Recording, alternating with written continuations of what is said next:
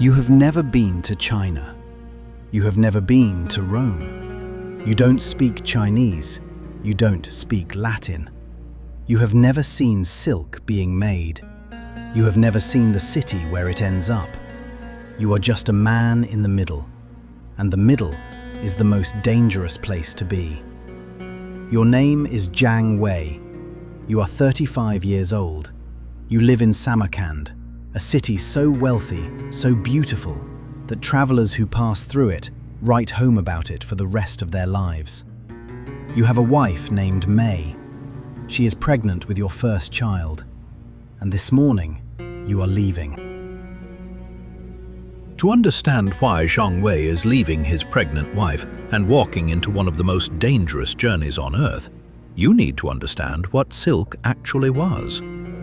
In ancient Rome, one bolt of Chinese silk cost the equivalent of a Roman soldier's entire yearly salary.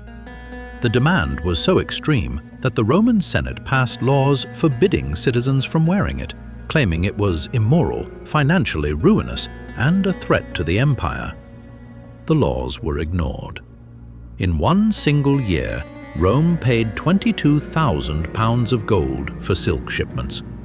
The Roman Emperor Tiberius complained publicly that women were draining the treasury by buying foreign fabric.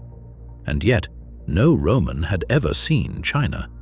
No Chinese merchant had ever been to Rome. The entire trade moved through middlemen, men like Jiang Wei, who bought silk in one city and sold it in the next, who never saw where it started and never saw where it ended up, and who made enough profit in a single successful journey to never have to work again. If they survive. Jiang Wei stood at the gate of Samarkand on a Tuesday morning in spring. Behind him, his house, his wife, his unborn child. 3,000 kilometers of desert, mountain, and uncertainty. May stood at the doorway. She didn't cry. That was somehow worse. I'll be back before the child can walk. You said that last time. Last time I came back. Yes, you did. He turned and walked toward the caravan. He did not look back. Not because he didn't want to, because he knew if he did, he wouldn't leave. What does a Silk Road merchant actually carry with him? The answer reveals everything about the journey he's about to take. Jiang Wei's camels are loaded with silk, 40 bolts bought in the markets of Samarkand from Eastern traders. But on his own person, he carries something far more important. A navigation stick, a simple wooden rod pushed into the ground at night to mark the direction of travel, so the caravan knows which way to head when they wake before dawn. A star chart, because in the desert, caravans traveled at night to avoid the killing heat, navigating entirely by stars. Dried dates, dried meat, flatbread that won't rot for weeks. A leather pouch of salt, more valuable than gold in some parts of the route. A knife, a short sword, and a very specific habit. Every single morning, before putting on his shoes, Jiang Wei shook them out. Hard, upside down, every morning. Because the Taklamakan Desert, whose name in the Uyghur language means the place you go in but don't come out, is home to scorpions. And a scorpion that crawls into a warm shoe overnight is a scorpion that kills you before breakfast. Jiang Wei learned the shoe rule on the fourth morning. Not from his own experience, from watching the man beside him, a young merchant from Dunhuang on his first journey, scream and fall to the ground, clutching his foot. The caravan did not stop. Old Chen, the caravan master, didn't even slow his camel. The caravansary is one of the most underrated institutions in human history. Every 30 to 40 kilometers along the major Silk Road routes, roughly one day's journey for a loaded camel caravan, stood a caravansary. A fortress-like inn with walls 30 feet high, built from local stone, with a single iron gate wide enough for a loaded camel to pass through, and chains to lock it from the inside at night. Inside, a central courtyard open to the sky, large enough to house hundreds of camels. Surrounding the courtyard, chambers for merchants, stables for animals, storage for goods, and a full staff, an innkeeper, a cook, a doctor, a veterinarian, a blacksmith, a barber, a money changer. The Seljuk sultans, who built many of the caravansaries along the central routes, offered the first 3 nights free, including food, water, and medical care for both merchants and animals. This was not generosity. This was business, because every caravansary also functioned as a customs office. Guards stood at the gate. Every merchant declared their goods. Every bolt of silk, every sack of spice, every jar of dye was taxed. The more merchants who passed through, the more tax the Sultan collected. Keeping merchants alive and moving was the most profitable thing a ruler could do.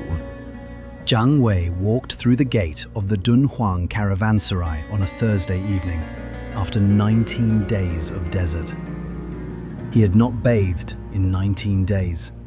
He had eaten nothing but dried dates, dried meat, and camel milk. He had slept on the ground, under a felt blanket, next to a camel whose body heat kept him from freezing in the desert night. He had navigated by stars. He had shaken out his shoes every morning. He had watched 2 men get sick and 1 turn back.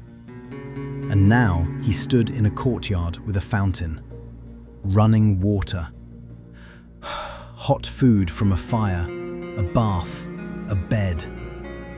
He sat down in the bathhouse and did not move for a very long time. The barber came and shaved his face without being asked. The doctor came and looked at a cut on his hand that had been festering for a week. The cook brought lamb stew and flatbread and a cup of something warm. Jiang Wei ate until he couldn't eat anymore. Then he went to his room, a small stone chamber barely big enough for a man and his pack, and slept for 14 hours. It was the best sleep of his life. The camel was the reason the Silk Road existed at all. No other animal could have made this journey. A Bactrian camel, the 2-humped variety used across Central Asia, can carry up to 250 kilograms of cargo. It can go up to 2 weeks without water. It can survive temperatures from -40 to +50 degrees Celsius. Its inner eyelids protect it from sandstorms. Its wide feet distribute its weight across loose sand. Its humps store fat, not water, contrary to popular belief, which the camel metabolizes for energy when food is scarce. And if a camel died on the road, nothing was wasted. The meat was eaten immediately or dried for later. The hide became water pouches, tent material, or sandals. The bones became tools. Even the stomach, containing fermented, partially digested liquid, could be consumed in absolute emergencies. Disgusting. But it kept people alive. And if a camel was injured or too old to carry weight anymore, it was sold. At every caravanserai there was a market, and at every market there were men who bought sick or tired animals, nursed them back to health, and sold them to the next caravan passing through. A camel was never just a camel. It was currency. Jiang Wei's camel, the one he called Nothing because he refused to name animals he might have to eat, went down on the 43rd day. Not from scorpion, not from exhaustion, from a rock. A small, stupid rock that caught its left foreleg on a mountain path and snapped something in the joint that shouldn't snap. Old Chen looked at the leg for 3 seconds. Can't carry weight on that. Can it walk? For now. 2 days, maybe 3. And it lies down and doesn't get up. On the Silk Road, weakness was visible before you spoke. every merchant at every caravanserai market understood one thing. The man selling from desperation always got the worst price. An injured camel was worth 1/10 of a healthy one, not because the animal had no value, because the seller had no time. The next caravan came through in 8 days. Could you wait 8 days? Most couldn't. That was the math of the Silk Road. You never sold from strength. You always sold from need. Jiang Wei redistributed the silk across 3 other camels. They immediately became overloaded. Old Chen didn't complain. He didn't have to. Jiang Wei could see it in the way the other merchants watched him. The calculations behind their eyes. How much slower will this make us? How much danger does a slow caravan invite? 2 days later, the caravanserai market. That's robbery. That's a camel with a broken leg. The next caravan comes through in 8 days. Jiang Wei took the 10th, then bought a smaller, older camel for 3 times what his injured one had sold for. Everyone at the market had seen his need before he opened his mouth. Jiang Wei was a small merchant. 40 camels, 30 bolts of silk, traveling with a shared caravan. But there were others. The great merchants moved hundreds of camels at a time with private armed escorts.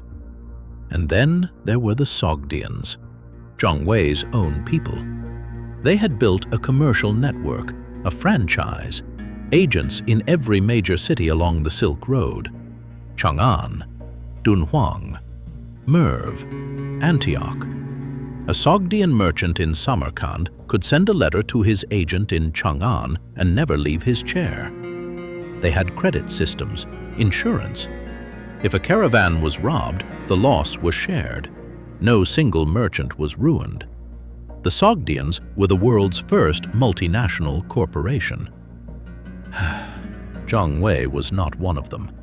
He was the small man doing the actual walking, the one whose loss was his alone. There was a Sogdian merchant in the same caravanserai in Merv. Clean clothes, private room, 2 servants, a money changer who came to him. His name was Rustam. Jiang Wei sat across from him in the courtyard that evening. How long have you been doing this route? I've never done this route before. Then what do you do? I have men who do this route. I arrange things. That's everything. Doing things is easy. Anyone can walk a desert. Arranging things, knowing who to trust, who to pay, who to avoid, where the real money is, that takes 20 years. Jiang Wei looked at his own hands, calloused, cracked, slightly frostbitten from the pamirs. Then at Rustam's hands, soft, clean, a ring on each finger. He said nothing, but he thought about it for a long time.